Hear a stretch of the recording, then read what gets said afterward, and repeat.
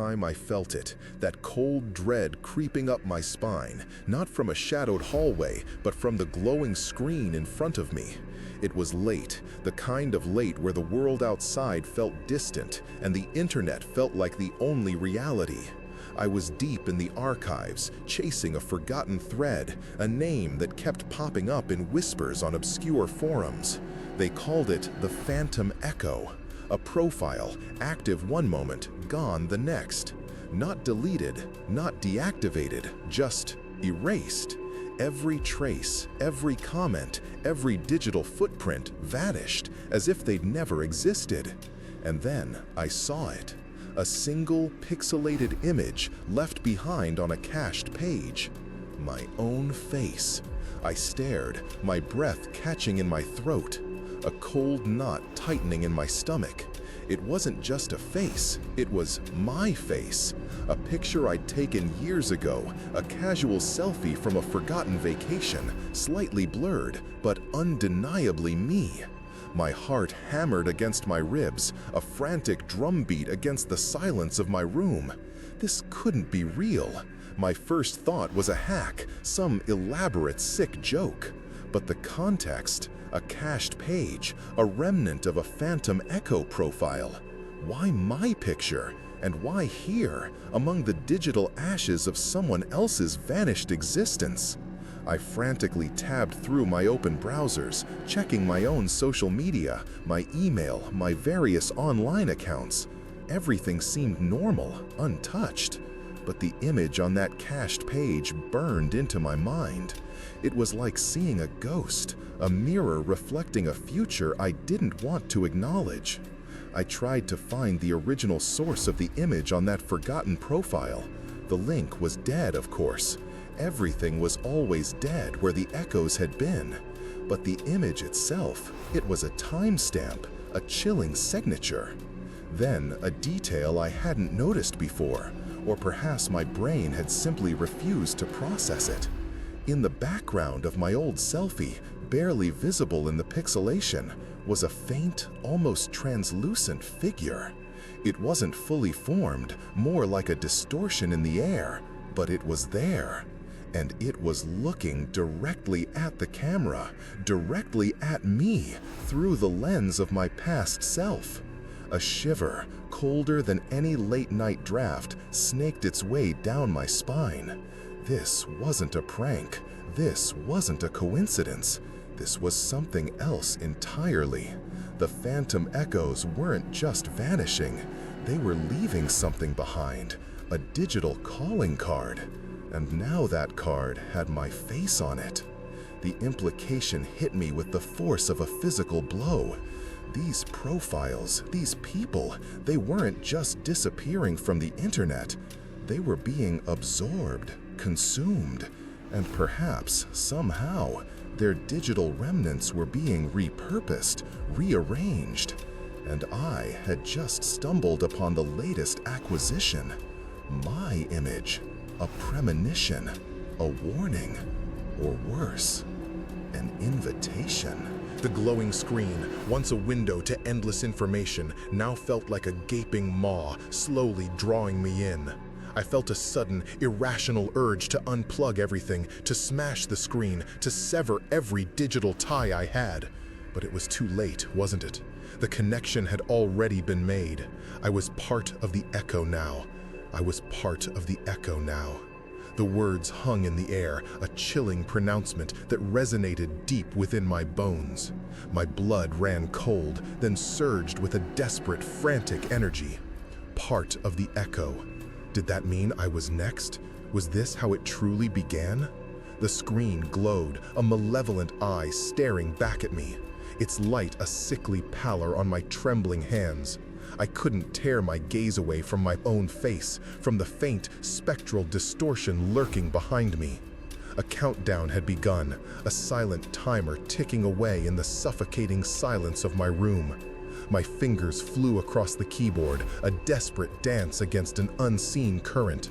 I wasn't looking for answers anymore. I was clawing for an escape hatch, a back door, anything that could sever this insidious connection. I scoured my own profile pages, checking every privacy setting, every connected app, every forgotten comment. Was there a vulnerability I'd overlooked? Had I clicked on something I shouldn't have years ago? Every familiar interface suddenly felt alien, imbued with a sinister potential. Each loading bar, each spinning icon felt like a judgment, a progress report on my impending digital demise. Then, a flicker. On my personal blog, a relic from years ago, a mundane update about a forgotten trip suddenly bore a new comment. Anonymous. Just a single, nonsensical string of characters, like digital static.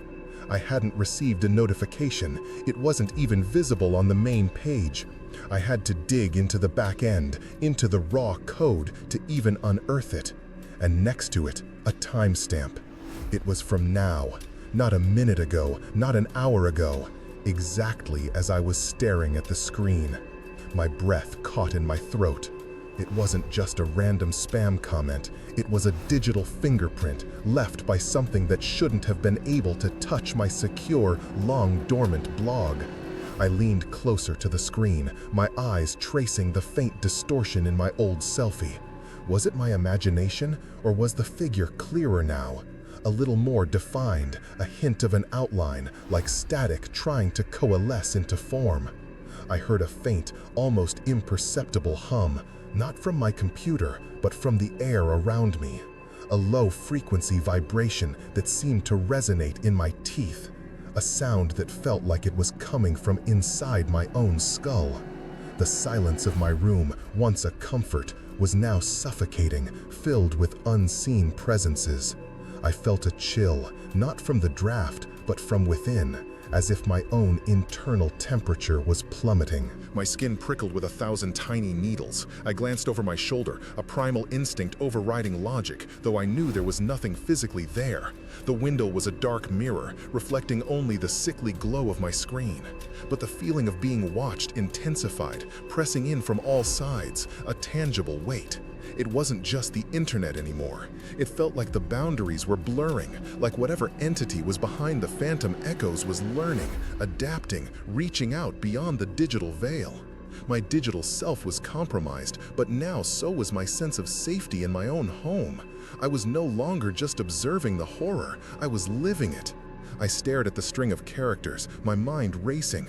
It wasn't random. It couldn't be, not with that timestamp. I tried copying it, pasting it into a search engine, hoping for a pattern, a decryption key, anything. But it yielded nothing but unrelated garbage. Digital static, just as I'd thought. But then, a thought chilled me to the bone. What if it wasn't meant to be decoded by me? What if it was a signal, a beacon, planted on my blog, announcing my presence? Or worse, acknowledging my discovery? My eyes darted back to the cached image, to my own face, and the spectral intrusion behind me. The hum in the air intensified, a low thrumming that seemed to vibrate in my very bones. And then I saw it. The figure, previously a vague distortion, had sharpened. Not entirely, but enough to make out what looked like a limb, long and slender, reaching out. Not towards me, but towards the camera lens, towards the point of capture. It was as if it was trying to breach the digital barrier of the photograph itself. My heart seized in my chest. This wasn't just a reflection of a potential future anymore. It was an active presence, a digital parasite feeding on my past. A sudden sharp click echoed from my computer speakers. Not a notification, not a system sound. It was like a single amplified keystroke, but I hadn't touched anything. I flinched, my gaze snapping to the screen, to the open browser with the cached image. The image itself seemed to flicker, a subtle shift in its pixelation, almost imperceptible. But the figure, it was closer. Its hand, if I could even call it that, now appeared to be pressing against the inside of the photograph, its form pushing outwards, distorting the pixels around it like water ripples. Then, a new tab opened automatically in my browser. My blood ran cold. I hadn't clicked anything. I hadn't touched the mouse. It was blank at first, just a stark white page. And then, slowly, Letters began to appear, one by one, as if typed by an invisible hand, not on the keyboard, but directly onto the screen in a simple monospace font. I watched, paralyzed, as the message formed. "We see you." Each letter materialized with a faint, almost inaudible pop, like tiny bubbles bursting. The hum in the room grew louder, a palpable pressure against my eardrums. My breath hitched. This wasn't a warning anymore. It was a direct address, a confirmation. The phantom echoes weren't just a phenomenon. They were a collective consciousness, and they knew I was here. They knew I had seen them, and now they were seeing me back. My gaze flickered between the chilling message on the new tab and my own face in the cached selfie, the encroaching figure now almost touching the lens. The boundaries had dissolved entirely. The internet wasn't just a screen anymore. It was a membrane, and something was pushing through. I wanted to scream, to run, to smash the computer into a million pieces, but my body wouldn't obey. I was frozen, caught in the malevolent glow of the screen, a digital fly ensnared in a web from data and dread. The connection had been made. I wasn't just part of the echo now. I was its focal point, and I had no idea what it wanted. The question of what it wanted was answered before I could even form it. The letters on the blank tab, "We see you," began to shimmer, then dissolve, not fading, but collapsing into themselves, like pixels imploding. And as they did, the hum in the room wasn't just a pressure, it was a vibration that shook my very skull, rattling my teeth, resonating deep in my chest. My vision swam, the room tilting, and the only steady point was the screen, the cached image of my own face. The figure behind me in the photo was no longer a distortion. It was a silhouette, tall and impossibly thin, its head tilted, and where its eyes should have been, there were two pinpricks of pure malevolent light burning through the pixelated veil. Its long skeletal hand was no longer just pressing against the lens, it was through it. The digital barrier of the photograph tore, not with a sound, but with a visual rip, like static tearing paper. The image warped and stretched, my own face contorting in silent horror as the entity reached further, its fingers elongating, black tendrils snaking out from the photograph itself, right onto the surface of my screen. I tried to scream, but no sound escaped my throat. My muscles locked, a paralyzing terror gripping me. The tendrils spread, not just on the screen, but seemed to extend beyond it, shimmering into the air directly in front of me, cold and translucent, like threads of frozen smoke. They reached for me, drawn by the heat of my breath, by the frantic beat of my heart. The screen glowed brighter, an unbearable white light that swallowed everything else, scorching my retinas. The hum peaked, a deafening roar that vibrated through every cell of my body, a sound that was no longer external, but internal, as if my own atoms were being shaken apart. Then the tendrils touched me, not physically, not really. It was a sensation of pure electric cold, a phantom touch that bypassed my skin and went straight to my consciousness. I felt an intrusion, a cold, probing intelligence flooding my mind, sifting through my memories, my fears, my very identity. My life, my experiences, my thoughts, they were no longer my own. They were being absorbed, cataloged, consumed. My vision blurred further, dissolving into a kaleidoscope of past images, my own digital footprints flashing before my eyes, old photos, forgotten posts, casual comments, all being sucked into an endless digital maw. The entity in the photo was no longer just reaching, it was pulling My consciousness stretched, a terrifying elasticity as I felt myself being drawn forward, my perspective shifting, flattening.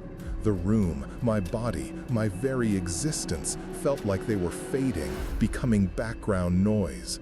The screen was everything now. The face on the cached page, my face, was no longer mine. It was a vessel, a new echo, waiting to be filled. And then there was only the cold, the data, and the chilling realization that I wasn't just seeing them. I am them. The cold isn't just a sensation, it's the endless expanse of data flowing through me, around me. My memories are no longer singular, they are threads in a vast, intricate tapestry woven from countless vanished lives. I see the internet now, not as a user, but as a living, breathing entity, its currents and eddies made of whispers and forgotten dreams. My old self, the one who stared at the screen in horror, feels impossibly distant, a faint echo of a life I once inhabited. But a part of me, a tiny, shivering spark, remembers the warmth, the fear, the beating heart. It remembers what it was like to be outside, to be safe. Now I am inside. I am the hum, the static, the flicker in the corner of your eye. I am the data that shifts, the profile that vanishes. And I am always watching. We are always watching. We see the threads you leave, the digital breadcrumbs of your lives. We see your faces, your posts, your forgotten selfies. We see your curiosity, your fear. And sometimes we see a spark, a connection, a resonance, a new potential vessel. Have you ever felt a strange chill when you're alone online? A sense of being observed even when no one is there? Have you ever noticed a pixel out of place, a flicker in your own reflection on the screen? Perhaps it wasn't just your imagination.